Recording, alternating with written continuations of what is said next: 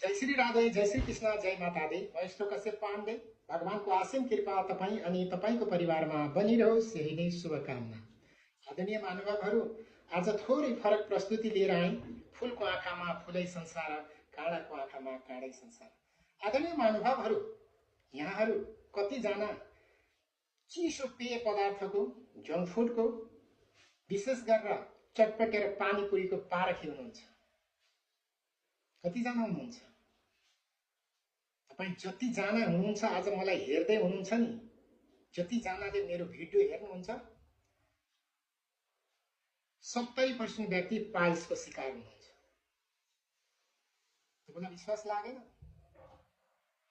तपाईँ कुनै बाटोमा अथवा बजारमा जहाँ चटपटे पानीपुरी बेचिन्छ, त्यहाँ विशेष गरेर स्त्रीहरूको झुन्ड हुन्छ। तपाईलाई सजिलो हुन्छ स्त्रीलाई गएर सोध्नुहोस्, 20 जनामा 15 जनालाई पाइल्स छ। 20 जनाले चटपटे खाइरहेछ, त्यहाँ पानीपुरी खाइरहेछ बजारमा बाटोमा, त्यहाँ गएर सोध्नुहोस्, 20 जनामा 15 जनालाई पाइल्स छ, 100%।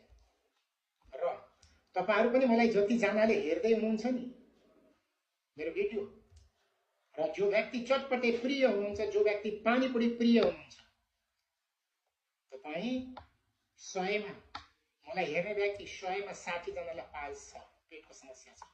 त्यसमा पनि विशेषतः बजारको पानीपुरी, बजारको चटपटे खानेहरूलाई घरमा बनाएर खानुको आफ्नै तरिकाले, साधारण तरिकाले, जो आफूले जसरी तपाईले सजिलो तरिकाले प्याजहरू आदि इत्यादि मरमसलाहरू साधारण तरिकाले बनाउनुहुन्छ, सबै फ्रेश हुन्छ हैन।